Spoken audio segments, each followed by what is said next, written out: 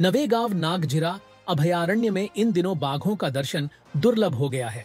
पर्यटकों को बाघ नजर नहीं आ रहे हैं, जिससे उन्होंने यहां आना कम कर दिया है। इसका सीधा असर जिप्सी चालक और गाइड के रोजगार पर पड़ा है। भंडारा जिला प्राकृतिक संसाधनों से भरपूर है और यहाँ स्थित है नवेगांव नागझिरा टाइगर रिजर्व। गर्मियों में यह अभयारण्य पर्यटकों से गुलजार रहता था, लेकिन इस साल बाघ जैसे छुट्टी पर चले गए हैं। पर्यटक निराश होकर लौट रहे हैं और पर्यटन में भारी गिरावट आई है। साकोली तालुका के पिटेजरी गेट पर कभी पर्यटकों की भीड़ लगी रहती थी, लेकिन अब वहां सन्नाटा पसरा हुआ है। बाघ न दिखाई देने के कारण लोग आना ही बंद कर चुके हैं। परिणाम स्वरूप स्थानीय गाइड और जीप चालकों का रोजगार छिनने की कगार पर है। वन विभाग की लापरवाही, चरागाहों की कमी और तेज गर्मी के कारण शाकाहारी जानवर गांवों की ओर भाग रहे हैं और उनके पीछे बाघ भी जंगल छोड़कर बाहर निकल रहे हैं। अब हालात यह हो गए हैं कि अभयारण्य से ज्यादा बाघ गांवों के आसपास दिखाई दे रहे हैं। मी इथे दरवर्षी अभयारण्याला भेट द्यायला येतो। माझी अपेक्षा असते की दरवेळेस मला इथे व्याघ्र दर्शन होईल, पण मागील वर्षीपासून खूप निराशापदरी पडत आहे। माझ्यासोबत व्याघ्र दर्शनासाठी नवेगाव नागझिरा अभयारण्यामध्ये दूरदूरचे पर्यटक येतात, नागपूरचे येतात, पुण्याचे येतात, मुंबईचे येतात। त्यांच्या पण पदरी निराशा पडत आहे। माझी अशी वन विभागाला अशी विनंती आहे की त्यांनी व्याघ्र संवर्धनासाठी, तृणभक्षी प्राण्यांच्या संवर्धनासाठी काही ठोस उपाययोजना कराव्या, जेणेकरून इथल्या स्थानिक नागरिकांना, स्थानिक गाईडला, स्थानिक जिप्सी धारकांना त्याचा फायदा होईल, त्यांचा उदरनिर्वाहाचा प्रश्न सुटेल अशी अपेक्षा करतो। आणि पुनश्च एकदा वन विभागाला अशी विनंती करतो की व्याघ्र प्रकल्पाला कुठेतरी पर्यटनाचे साधन म्हणून आणि त्यांच्या याच्यासाठी प्रोत्साहन देण्यासाठी व्याघ्र प्रकल्पाला एक नवीन संजीवनी देण्याचे कार्य करावे अशी मी त्याची अपेक्षा करतो। मागच्या वर्षीप्रमाणे ह्या वर्षी नागझिरा अभयारण्यामध्ये पर्यटकांची गर्दी कमी पाहायला मिळत आहे। जास्त पसंती आज ताडोबा आणि पेंचकडे जास्त पर्यटक वळलेले आहेत।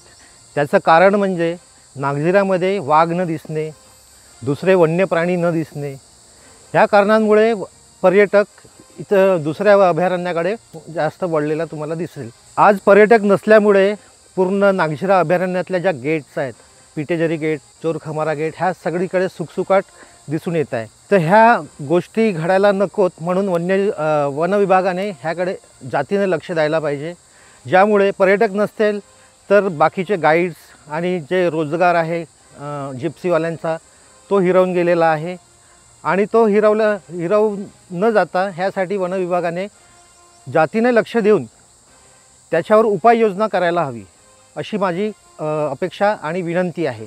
इस स्थिति पर स्थानीय विधायक और कांग्रेस नेता नाना पटोले ने भी चिंता जताई है। उन्होंने कहा कि उन्होंने पहले भी अधिकारियों को पर्यटन बढ़ाने के लिए निर्देश दिए थे, लेकिन राज्य सरकार अक्षम है और अधिकारी चारा खुद खा रहे हैं, ऐसा आरोप भी उन्होंने लगाया। नाना पटोले का कहना है कि वन विभाग को अब तुरंत ध्यान देना चाहिए और पर्यटन को पुनर्जीवित करने की दिशा में कदम उठाने चाहिए। मागच्या काळात घेतलेत या नागझिरा नवेगाव अभयारण्यामध्ये गेल्या वर्षाला 36,000 लोक आली, अशा पद्धतीची नोंदी त्या विभागांकडे आहे। पण आपण जे काही मुद्दे आता उपस्थित केलेत, वाघ दिसत नाही, कधी तर सुविधा नाही, या गोष्टीच्या बद्दलची दखल आम्ही घेतलेली आहे। तिथं फॉरेस्ट पर्यटन, त्याला लागणाऱ्या सुविधा त्या करायचा एक प्लॅन आम्ही केलेला आहे।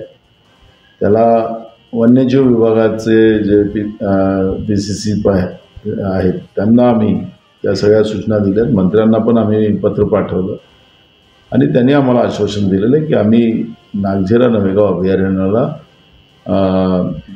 पर्यटक मोठ्या प्रमाणात येईल या पद्धतीच्या सुविधा आम्ही उपलब्ध करू, अशा पद्धतीचं आश्वासन आम्हाला दिलेलं आहे। आमचा स्वतः सरकारकडे आणि विभागाकडे पाठपुरावा चालू आहे। कसं या सरकारमध्ये आपण तर आता फील्डची गोष्ट करतोय, मंत्रालयातले अधिकारी यांचं ऐकत नाही अशी परिस्थिती आहे।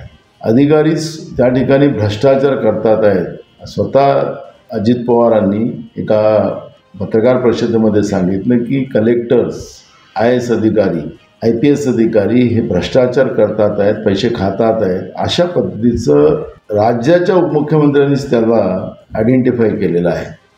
म्हणजे हे किती लाचार सरकार आहे की यांच्या मंत्रालयात बसलेले अधिकारी भ्रष्टाचार करतात, राज्यात बसलेले अधिकारी भ्रष्टाचार करतात आणि हे सरकार काहीच करू शकत नाही.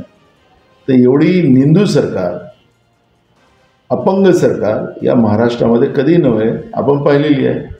त्यामुळे तुमचं जे म्हणणं आहे की अधिकारीच लक्ष देत नाही, तर त्याचं कारणच आहे की अपंग सरकार या महाराष्ट्रात आलेली आहे.